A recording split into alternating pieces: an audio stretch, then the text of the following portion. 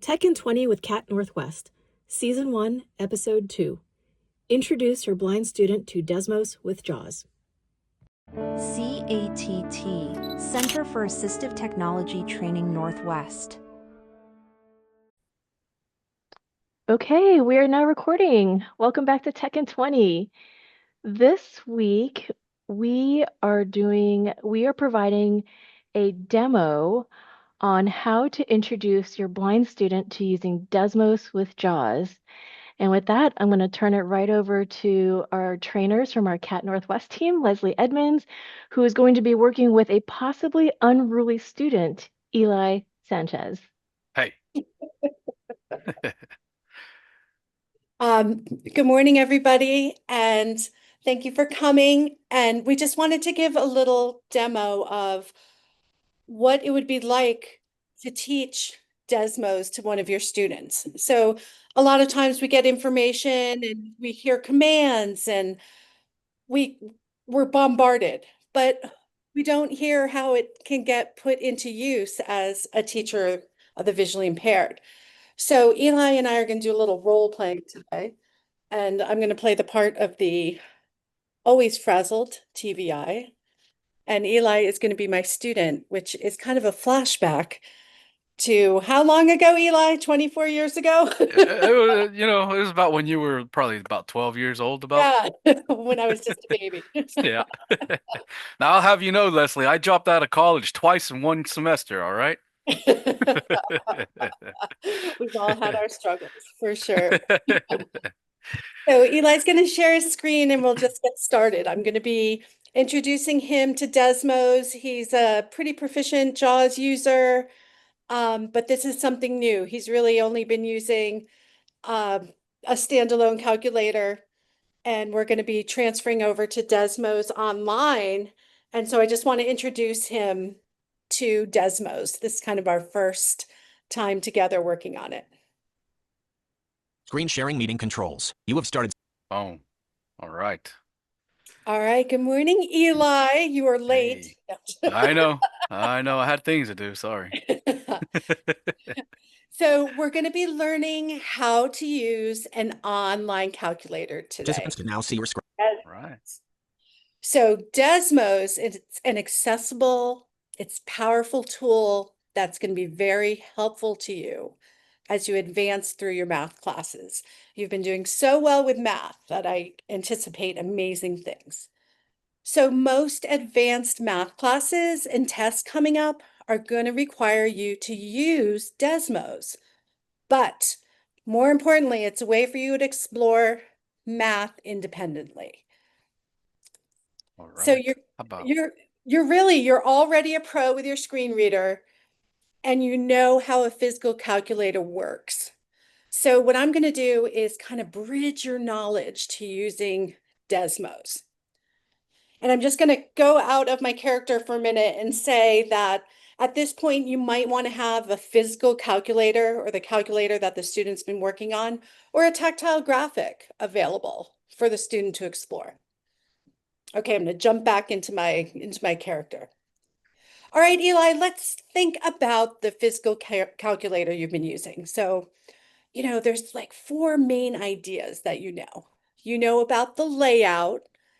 The calculator, it's laid out like your phone keypad on your iPhone. The numbers are 3 rows and 0 on the bottom. And those function buttons like plus sign, square root, all clear, they're all located on the outside of that keypad. And your calculator has a display. It's the one screen where the problem and answer shows up. And another important one on your calculator, the equals key. So when you're doing a math problem, 5 plus 3 equals to get that final answer. And then finally, remember those buttons? Those function buttons, you press them to create the math problems. So you would say 3 plus sign, 7 equal sign to get the answer 10. Now, what we're going to do is we're going to learn how to do all of that on a fully accessible online calculator. And This that's meeting is called being Desmos. transcribed. Okay, you ready, Eli? You with me? Any questions? Can we play Angry Birds instead? No, this Let's is do it. this is your future, Eli. Who knows? Let's do Maybe it. one day you'll be a non-visual tech trainer. Who knows? Oh boy, for CATT, that'd be a deal. And you'll have amazing coworkers. So, Eli, something that we need to practice, as you know, as a screen reader user, is we want to have our listening skills sharp. So what I'm going to do first is practice with you how to listen to a sequence. So when you're in Desmos, it's going to be really important to listen carefully.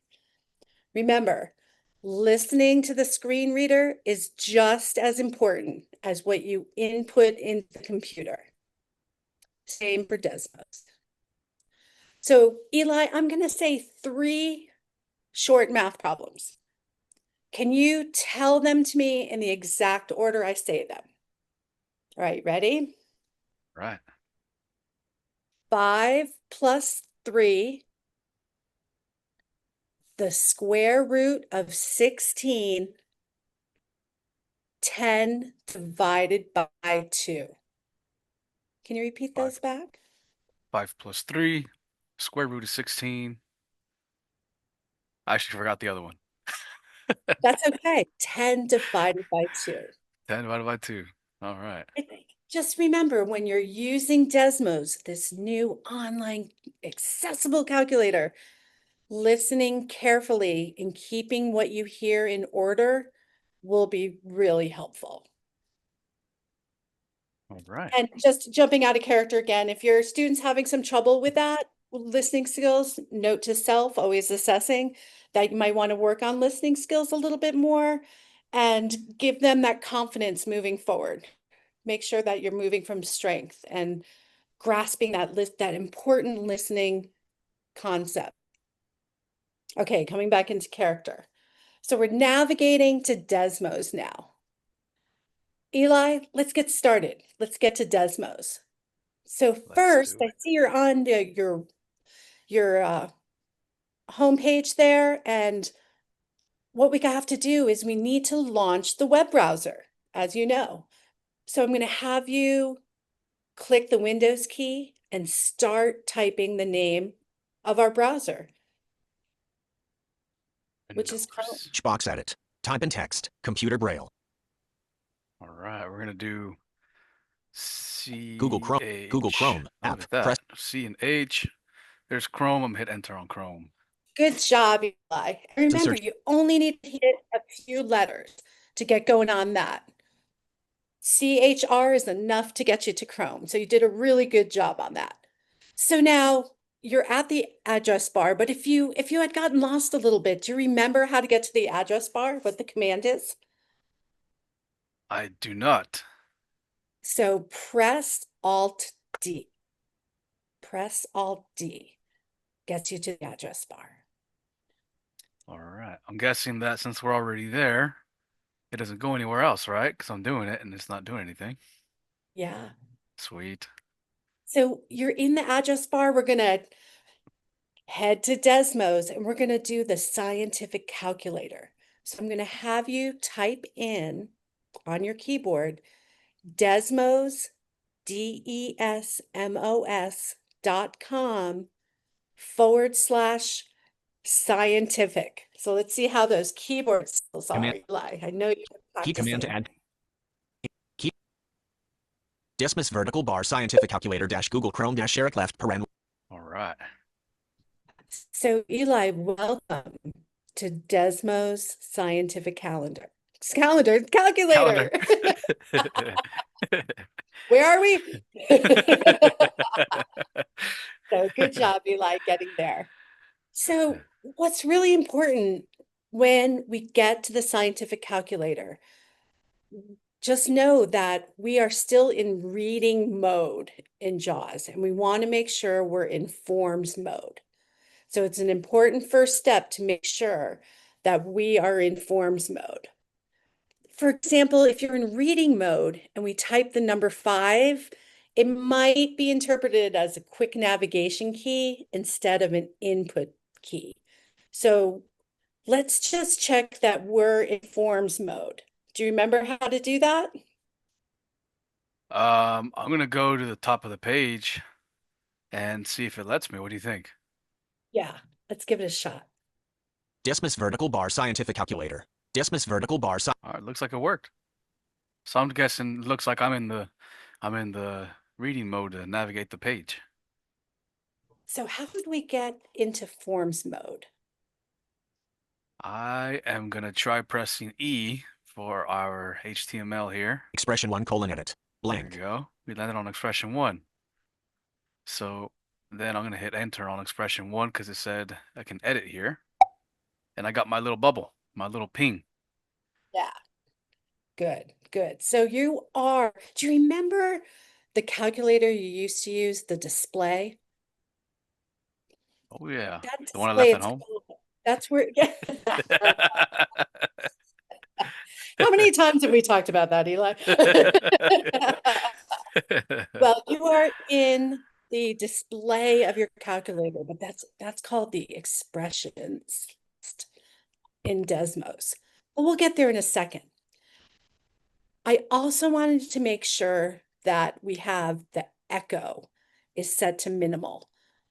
So when you're typing, for instance, on this calculator, if you're typing 5 plus 3 and echo is on, the screen reader is going to say FIVE plus THREE, letter by letter. And at the same time, Desmos is going to announce 5 plus 3 equals 8. So we want the screen reader to just take a break and let Desmos take over. So we want that echo to be set to off. Just keep that in mind. So whenever you go to Desmos, it's important to make sure you're in forms Blank. mode Whoops. and echo is off. Will help navigate Desmos easier. Does that make sense, Eli? Oh yeah. Mine's off already.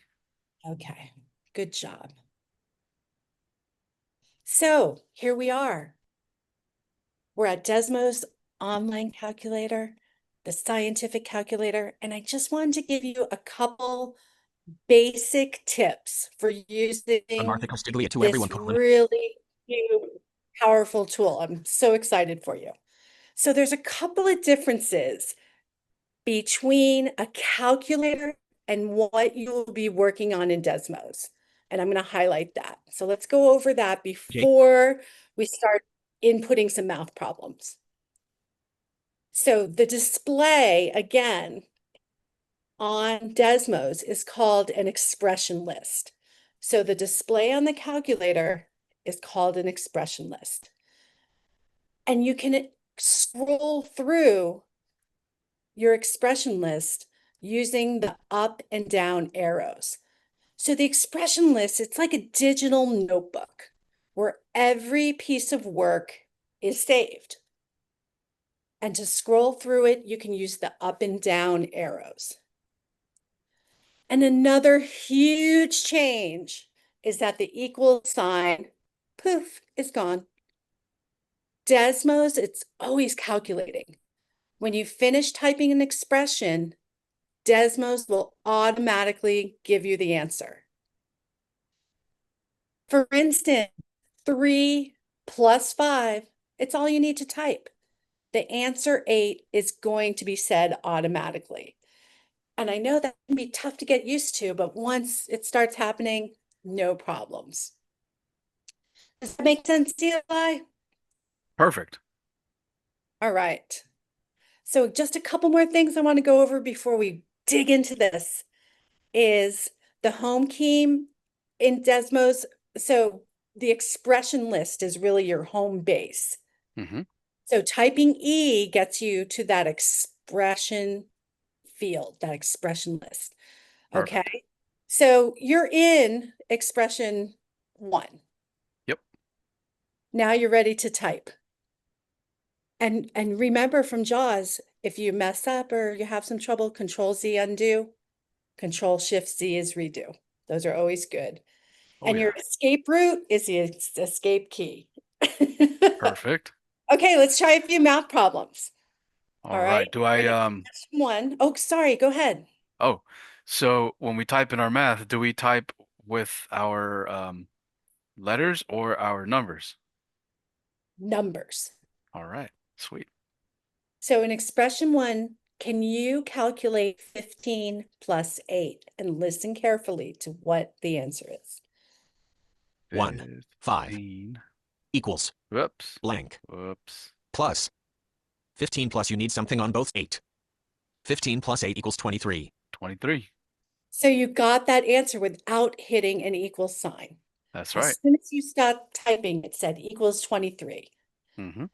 All right, let's add another expression, math expression, another math problem. So we're going to hit enter. Expression 2 colon edit Oh, blank look at that. type in text. Expression 2. Yeah, it held onto your old work. Pretty Oh, cool, yeah. huh? Pretty sweet. All right, let's try a multiplication problem. How about 1, 2, 3 times 4, 5, 6? 2, 3 And just remember the asterisk or shift 8 is going to be your Times. multiplication 5, function. 6. 123 times 456 equals 56088. Oh, wish my bank account looked like that. Me too. Are you kidding me? All right, so now we have two expressions. We have expression 1 and expression 2. So use the down arrows. You can get back to expression 1 using the up arrow. Expression 1 colon 15 plus 8 equals 23 edit blank type in text. Oh, look, it gives me the what's it called, Leslie? Oh my gosh. Expression. Yes. Sorry. And so if you want to delete that, you can do Control Shift D. Will delete the line or expression. So you're navigating with the up and down arrows. You can delete an expression. Selected 8. It's Selection real deleted. easy. Yeah, there you go. All right, let's try a tougher one. How about the square root of 81? I'm going to give you a quick little hint, is that instead of the function key, you can say, type in SQRT 81, and you should hear the number 9. Quote S quote. Quote Q quote. Quote R quote. Quote T quote. Start root. End root radical cannot be empty. Cannot be empty, so 8. 81. 1. Start root. 81. End root equals 9. 9. Oh, perfect. All right, Eli, that's all we have time for today. Just to summarize, we don't need an equal sign anymore. See you later, equal sign. Desmos is always calculating. When we're navigating our expressions, up and down arrow gets you where you need to go. And lastly, if you need to escape, hit that escape key. And that's it. We'll keep going tomorrow. And so Awesome. something out of character. And Back to Instagram. yeah, and I'm keeping track with my own keyboard cheat sheet. I'm keeping track of these commands I'm doing with the student, and I'm also going to encourage my student to make their own cheat sheet because they might design it differently. They may have different commands they're working on. So let's both keep a cheat sheet, and I'll encourage my student to do that. And that's it. That's my intro lesson. Desmos in action. Woo! Round of applause. Well done. All right, that brings us just about to the end of our 20 minutes. Thank you all for joining us. Next week, we have planned for you how to do a task analysis for designing your own lessons, and as well, how to create your own cheat sheets for JAWS instruction. So in the chat, please look at the links for the link to our training schedule. There is a write-up of the lesson that was demoed today on today's resources. And there's now a new link from our website that anybody can share info about Tech in 20 for anybody anywhere to join us. And with that, we'll see you all next week. The contents of this video were developed through a partnership with the American Printing House of the Blind, APH. CATT Northwest is based at the Washington State School for the Blind, WSSB. Logos, WSSB and APH. The contents of this video were developed under a contract authorized by the Department of Education. However, these contents do not necessarily represent the policy of the Department of Education, and you should not assume endorsement by the federal government.